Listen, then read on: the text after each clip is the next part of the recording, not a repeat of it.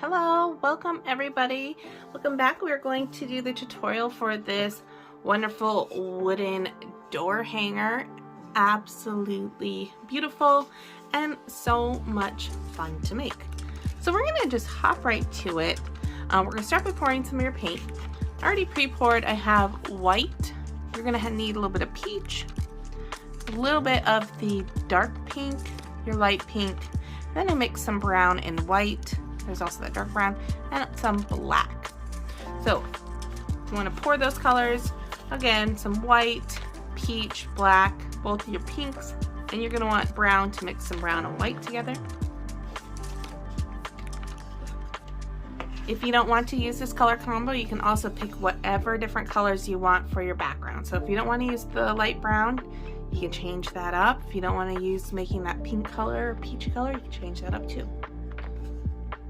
So we're going to start first today with our number 10 brush. I'm going to get it wet, dry it off, and I am going to paint my entire board. So I'm going to prime everything down first with some white.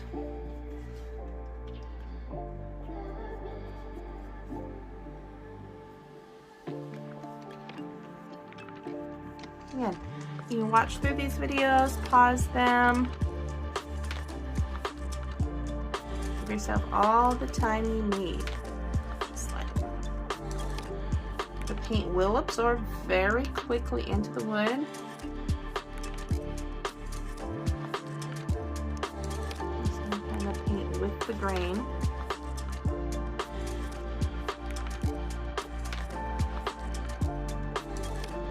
And it may take 1 or 2 coats, up to you. So let it absorb in, dry in.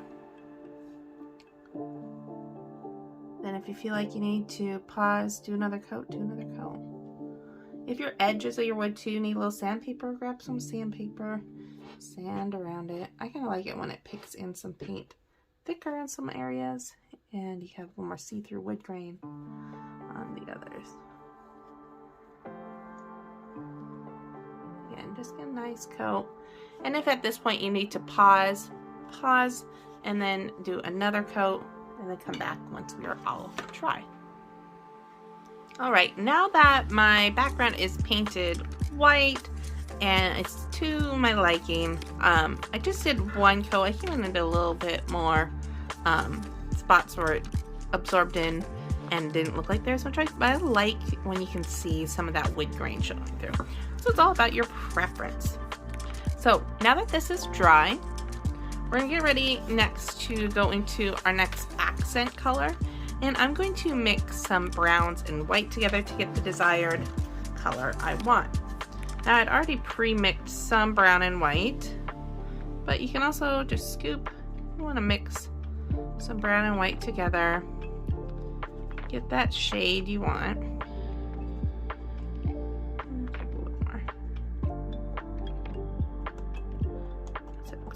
And I'm going for like a kind of a khaki tan color. And I'm just going to leave a little bit of space at this top, maybe a couple inches. And then I'm just going to kind of curve it on down. Now you can curve and wind it all the way. Doesn't matter. I'm making this one a little bit different than the other one. And then I'm going to paint it. So this one I curved and I'd wrapped up this way, but then after I was like, I kind of look like a little bit of a yin yang. So this one I decided just kind of flow it and split it down the middle. I'm also making this color a little bit darker than the last one. Live and learn. And again, if you're not liking those earth tone natural colors, I'll mix it up with something different.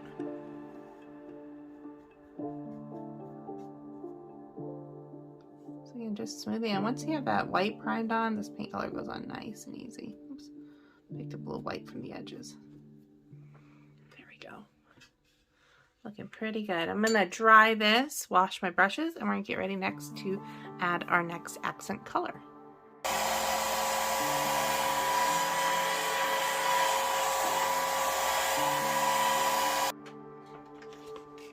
Now we're going to move forward onto adding our next accent color, which is a circular shape. Make sure my brush is clean. I have this brown is now dry. And what we're going to do is we're going to mix to what shade you like on your painting. So I'm going for this nice kind of blush color. I'm taking some pink, taking that peach, maybe a little bit more of that dark pink in there. More so on the peach side. Scoop a little bit of light pink in there. Using all that peach, just gonna warm it up, add a little bit in there. And I just want to get that really nice, like I said, blush color. And I'm gonna choose, I want to place a circle. Just gonna curve. I'm just curving my brush. Now, if you want, it doesn't have to be a circle either. You can make it an oval, you can make it another just random fluid shape. Up to you. I kind of like it, the idea of it being like kind of a sun or moon right there. And I just do my best to try to round it out. Use your smaller brushes.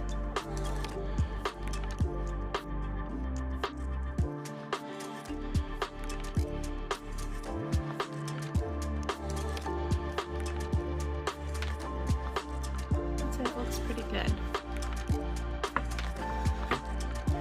So from here on out, you can choose, once it's dry, for your accents to do it strictly with the Sharpie or the painter pen, or you can use your brush. I'm going to be using a pen to do all of my design work from here, so I'm going to wash my brushes, clean those up.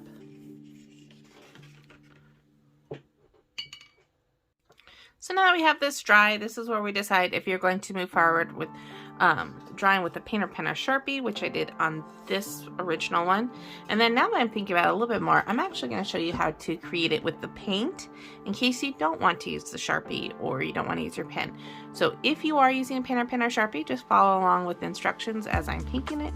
If you like to paint, you're welcome to do that too with your number 1, which would be your very small little detail brush. Or if you have some other brushes at home too. I'm using just this little bit bigger brush I have.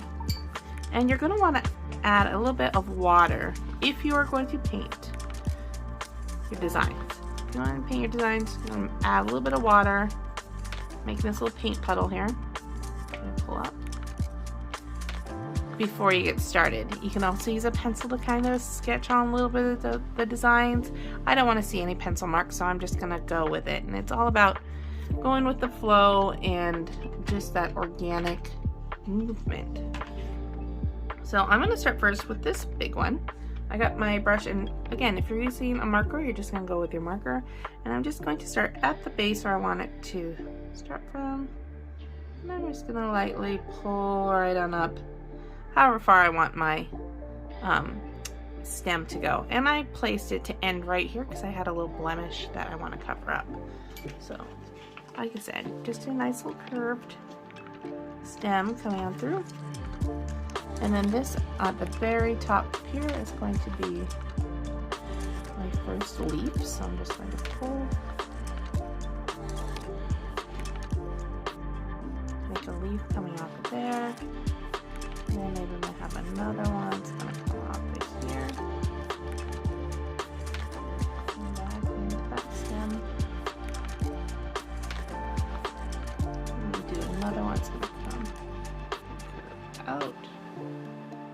And watering down that paint is very important to getting these long lines where your paint's not going to be too thick. Again, I'm making this a little different than the other one. I want to be exactly the same. Maybe make it look like they're in a matching set. So this design is all about getting those nice big flowing leaves. And they all just kind of alternate coming off.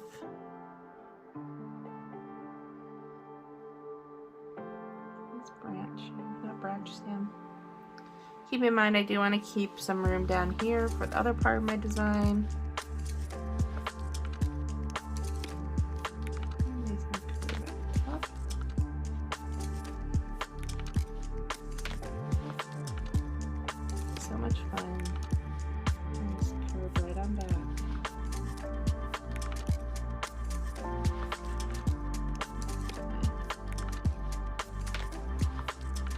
really should just get that nice little zen moment, getting that flow and movement onto your leaves.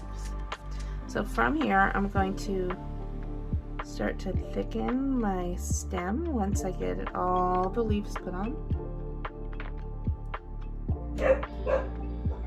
I'm sorry, mailman made me jump. Once I have my stem filled in, now I can start taking my small brush and I'm just going to draw lines on half of my leaf. So I'm going to make sure there's a line down the middle. So pull it up. And then I'm going to pick which side I want to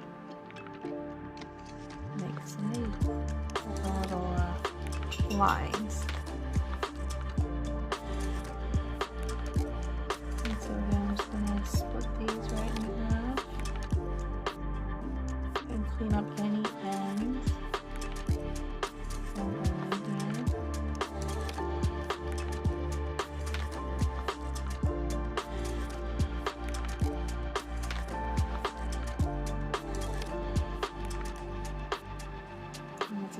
If you don't want to do this with paint, you want to do it with your Sharpie or your painter pens. Those are perfect for this.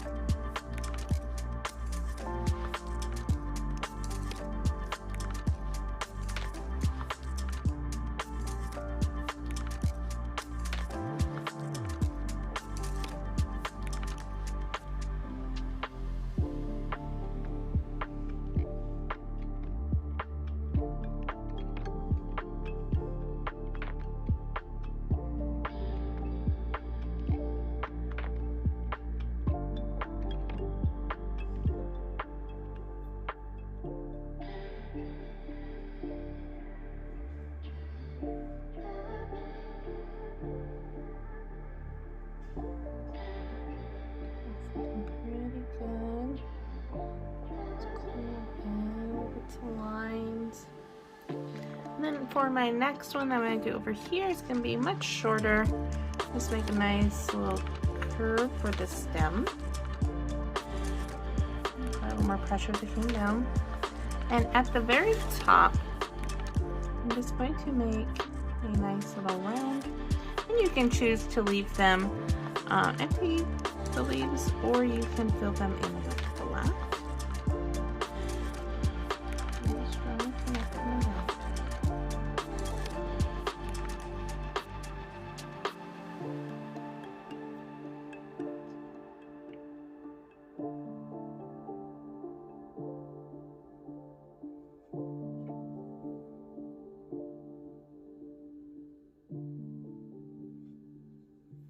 Just loops around. Let's fix that guy. Sometimes you think your brush is going to do something and does something completely different. And I'm just going to paint those in black.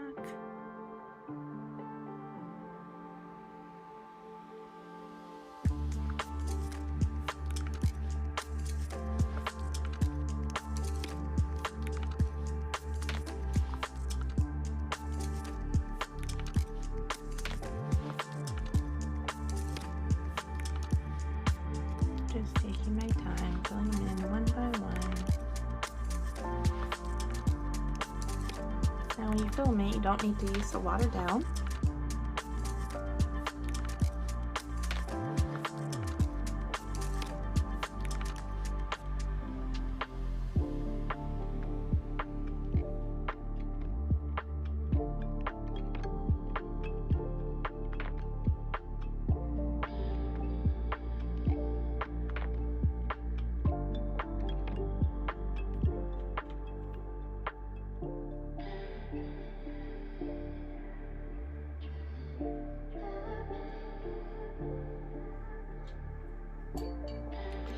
that's gonna do it for the painting portion. You're gonna want to let this dry, and then you're going to attach for it to hang.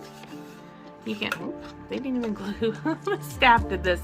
You can staple, or I thought they had glued this in the back, which might be a little bit better to glue, maybe put a little bit of fabric, glue those. But we also put in these little stoppers on the bottom here, so that way this wood doesn't keep hitting your wall. So use some glue, fasten your string however you need to fit. My office staff decided to use staples, which was an interesting choice, but it's been working. I haven't, it's been hanging in my filming studio and I haven't noticed any different. Makes a great gift. You can also write something on here if you wanted to write last name or breathe, something relaxing and fun. But thank you guys for painting today, and we'll see you next time.